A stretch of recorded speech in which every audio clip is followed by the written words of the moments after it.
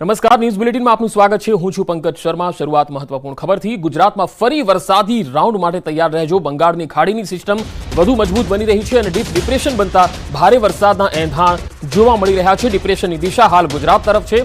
17 સપ્ટેમ્બરથી શરૂ થઈ શકે છે ડિપ્રેશનની અસર। દક્ષિણ મધ્ય ઉત્તર ગુજરાતમાં ભારે વરસાદની સંભાવના રહેશે। ડિપ્રેશન વધુ મજબૂત હશે તો સૌરાષ્ટ્ર સુધી પણ અસર જોવા મળી શકે છે, એટલે કે વરસાદી માહોલ સૌરાષ્ટ્ર સુધી જોવા મળી શકે છે। તો ડિપ્રેશનની દિશા હાલમાં ગુજરાત તરફ છે। જે મેપમાં માધ્યમથી હું આપને બતાવી રહ્યો છું કે જે હવામાન વિભાગે જે મેપ બતાવ્યું છે તેમાં જે ડિપ્રેશન બની રહ્યું છે એ ધીરે ધીરે સીધું ગુજરાત તરફ આગળ વધી રહ્યું છે। બંગાળની ખાડીમાંથી ઉદ્ભવેલું આ સિસ્ટમ છે અને એ ધીરે ધીરે ગુજરાત તરફ હાલ આગળ વધી રહ્યું છે।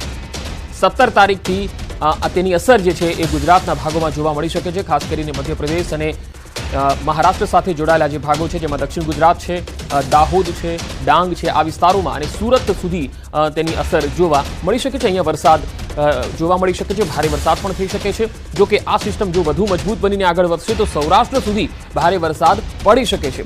તો ધીરે ધીરે આ સિસ્ટમ આગળ વધી રહી છે ત્યારે તેનું મોનિટરિંગ હવામાન વિભાગ પણ કરી રહ્યું છે। શક્ય છે કે આ સિસ્ટમ હજુ ધીરે ધીરે આગળ વધે અને કોઈ બીજી જગ્યાએ ન ફંટાય તો તે ગુજરાત તરફ જ આગળ વધશે અને તેની અસર પણ ગુજરાત પર જોવા મળશે, મધ્યપ્રદેશ પર પણ જોવા મળશે, છત્તીસગઢમાં પણ જોવા મળશે અને આગળ વધતા તે ગુજરાત તરફ પણ ભારે વરસાદ લાવી શકે છે। તો ડીપ ડિપ્રેશન બનતા હાલ ભારે વરસાદના એંધાણ કહી શકાય। 17 તારીખથી ડિપ્રેશનની દિશા હાલ જે રીતે ગુજરાત તરફ જોવા મળી રહી છે તે પ્રમાણે 17 તારીખથી ગુજરાતના અનેક ભાગોમાં વરસાદ પડી શકે છે।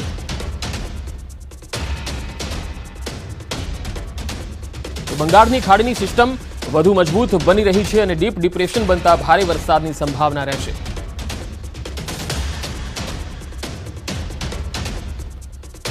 સુરતમાં અડધો કલાકમાં ધોધમાર વરસાદ પડ્યો। વરસાદથી રસ્તાઓ પર પાણી ફરી વળ્યા। મજુરા ગેટ વિસ્તારમાં પાણી ભરાઈ ગયા તો નવી સિવિલ હોસ્પિટલની આસપાસમાં પણ પાણી ભરાયા। પાણી ભરાતા વાહન ચાલકોને ખૂબ જ હાલાકીનો સામનો કરવો પડ્યો। તો સુરતમાં અડધો કલાકમાં ધોધમાર વરસાદ પડ્યો। વરસાદથી રસ્તાઓ પર પાણી ફરી વળ્યા। મજુરા ગેટ વિસ્તારમાં પાણી ભરાઈ ગયા તો નવી સિવિલ હોસ્પિટલની આસપાસમાં પણ પાણી ભરાઈ ગયા। પાણી ભરાતા વાહન ચાલકોને હાલાકી ભોગવવાનો વારો આવ્યો। તો બે અલગ અલગ તસવીર સુરતથી આવી રહી છે। સુરતમાં સવારથી જ વરસાદી માહોલ છે। કેટલાક વિસ્તારોમાં ભારે પવન પણ ફૂંકાયો અને ત્યારબાદ હળવા વરસાદી ઝાપટા શરૂ થયા તો કેટલાક વિસ્તારમાં ધોધમાર વરસાદ શરૂ થઈ ગયો છે।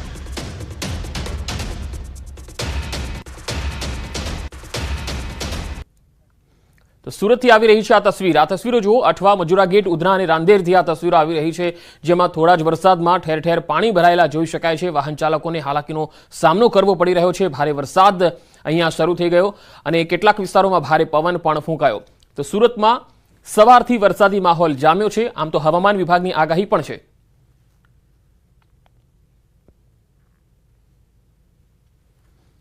વચ્ચે સુરતમાં શરૂ થયેલો વહેલી સવારે વરસાદે ધીરે ધીરે પોતાની ગતિ વધારી હતી। દ્રશ્ય સીધા જોઈ શકાય છે સુરતના મજુરા ગેટ વિસ્તારના કે જ્યાં ધીરી ગતિએ શરૂ થયેલા વરસાદે પોતાની ધમાકેદાર એન્ટ્રી કરી વિરામ લીધો છે। પહેલા અડધો કલાક પડેલા વરસાદને લઈને ઠેર ઠેર પાણી ભરાવાની સમસ્યા સામે આવી રહી છે। મુખ્ય માર્ગ ઉપર પાણી ભરાતા વાહન વ્યવહાર જામ થવા સાથે વાહનોની ગતિ ધીરી થઈ ગઈ હોવાનું જોવા મળી રહ્યું છે। જે પ્રકારે સુરતનો અડાજણ વિસ્તાર હોય, વરાછા હોય, ઉધના હોય, તમામ વિસ્તારોમાં વરસાદે પોતાની ગતિ વધારી હતી। જોકે વરસાદે વિરામ લેતા તંત્રએ રાહતનો શ્વાસ લીધો છે, પણ જે પ્રમાણે હવામાન વિભાગે આગાહી કરી છે તેને લઈને ચોક્કસ લોકોની ચિંતામાં વધારો જોવા મળી રહ્યો છે।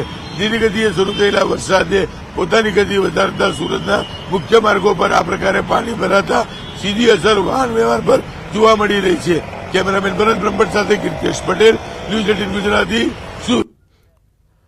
વરસાદના વિરામ બાદ પણ રાજકોટમાં ઉપલેટાના ગઢાડા ગામના લોકોને ભારે હાલાકી પડી રહી છે। મુખ્ય કોઝવે 20 દિવસથી તૂટેલી હાલતમાં છે, જેથી સ્થાનિકોને નવા ગામ કેરાડા થઈ 15 કિલોમીટર ફરીને જવું પડે છે। વારંવાર રજૂઆત કરવા છતાં હજુ પણ કોઈ કામગીરી કરવામાં આવી નથી। શાળાએ જતા વિદ્યાર્થીઓને પણ હાલાકી પડી રહી છે, ત્યારે હાલ તાત્કાલિક મેટલ નાખી ગાબડા પૂરી દેવાની માંગણી કરાઈ છે।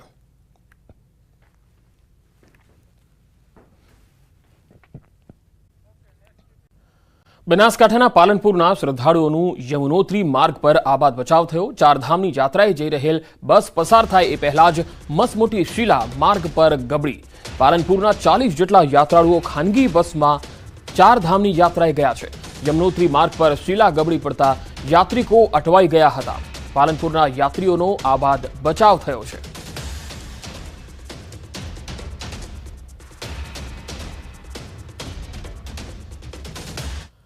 રાજકોટના જેતપુરમાં આધાર કાર્ડ કઢાવવા માટે અરજદારોના ધરમધક્કા થઈ રહ્યા છે। અરજદારોનો આરોપ છે કે 5 વર્ષ સુધી બાળકોના આધાર કાર્ડ નીકળતા જ નથી અને મોટા ભાગના આધાર કાર્ડ ટેકનિકલ ખામીના કારણે રિજેક્ટ થઈ જતા હોવાની પણ ફરિયાદ છે। સાથે જ કીટ બંધ થઈ જવી, આઈડી બંધ થઈ જવાથી કલાકો રાહ જોયા બાદ પણ લોકોના આધાર કાર્ડ મળતા નથી। 18 વર્ષથી વધારે ઉંમરના લોકોને આધાર કાર્ડ કઢાવવા 70 કિલોમીટર દૂર રાજકોટ સુધી ધક્કો ખાવો પડે છે। ત્યારે લોકોની સમસ્યાનો વહેલી તકે ઉકેલ આવે એ જરૂરી છે। આ માટે સ્થાનિકોએ અનેક રજૂઆત પણ કરી છે। હવે આ રજૂઆત તંત્ર સાંભળે એ ખૂબ જરૂરી છે। જિલ્લા વિકાસ અધિકારીએ પણ આ લોકોની વાત સાંભળવી જરૂરી છે। આધાર કાર્ડ માટે જેમ કે અહીંયા કામગીરી ચાલુ છે, પણ જે ખાલી નામની કામગીરી હોય ને એવું લાગી રહ્યું છે। આ કામગીરીની અંદર પહેલો પ્રશ્ન તો એ છે કે 0 થી 5 વર્ષની ઉંમરના બાળકો જે હોય છે એ બાળકોના આધાર કાર્ડ અહીંથી ઇસ્યુ કરવામાં જ નથી આવતા। જો આ આવડી મોટી મામલતદાર ઓફિસ હોય અને આની અંદર શહેર અને તાલુકાના એટલા બધા માણસો હેરાન થતા હોય તો આ બધી કામગીરી અહીં વહેલી તકે ચાલુ થાય અને સરળ રીતે અને સરસ રીતે જે રીતે કામગીરી થાય એવું કામ શરૂ કરે એવી અમારી માંગણી છે। કામગીરી આપણે જેતપુરમાં 3 જગ્યાએ હાલે છે। એમાંથી ખાસ કરીને નાના બાળકો જે અત્યારે વાલી દીકરી યોજનાના જે ફોર્મની ભરાય છે, એટલે નાના બાળકોના આધાર કાર્ડ છે જે તાલુકા પંચાયત ICDS ની અંદરમાં જે કીટ આવેલી હતી એટલે ઘણા સમયથી અનેક દિવસથી બંધ છે। એક જગ્યાએ બધા અહીંયા ભેગા થાય એના હિસાબે ટ્રાફિકનો થોડોક વધારે। બનાસકાંઠામાં ખાણ ખનીજ વિભાગનો સપાટો એક સાથે 125 ડમ્પરો સીઝ કરવામાં આવ્યા। ખનીજ ચોરી કરતા ઝડપાતા કાર્યવાહી કરાઈ। કાંકરેજના અરણીવાડા ગામે ચોરી પકડાઈ હતી। ખોટી રીતે ગાડી સીઝ કર્યાનો આરોપ લાગ્યો। તમામ ગાડીઓમાં GPS ટ્રેકર લગાવ્યું હોવા છતાં ગેરકાયદેસર ગાડીઓ સીઝ કરાયાનો આરોપ છે। ગાડી માલિકોએ GPS સહિત તમામ ડેટા આપ્યો હોવા છતાં ગાડીઓ ન છોડતા કલેક્ટર કચેરીએ ધરણા કર્યા હતા।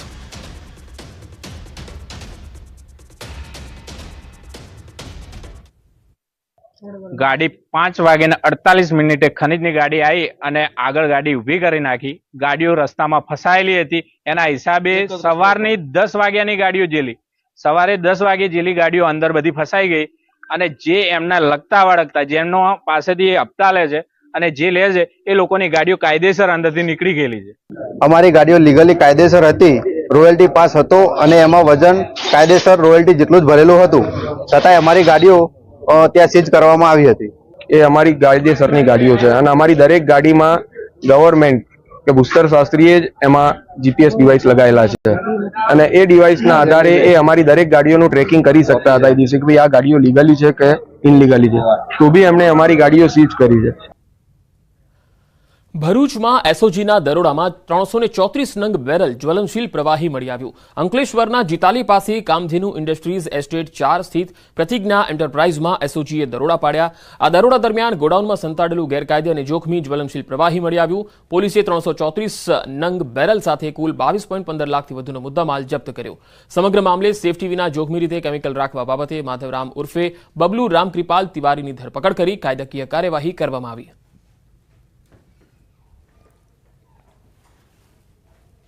અંકલેશ્વર GIDC વિસ્તારમાં આવેલ એક ગોડાઉનમાં કે જે પ્રતિજ્ઞા એન્ટરપ્રાઇઝ નામથી ચાલતું હતું, એ ગોડાઉનમાં આજે રેડ કરેલી 55,000 લીટર જેટલો કેમિકલનો જ્વલનશીલ પદાર્થનો જથ્થો હતો, પ્રવાહી જથ્થો હતો જ્વલનશીલ પદાર્થ, એ તમામ કબજે કરવામાં આવેલો છે।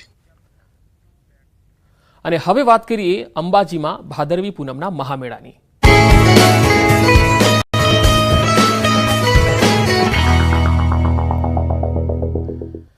અંબાજીમાં ચાલતા ભાદરવી પૂનમના મેળાના બીજા દિવસ સુધીમાં 5 લાખથી વધુ શ્રદ્ધાળુઓએ દર્શનનો લાભ લીધો।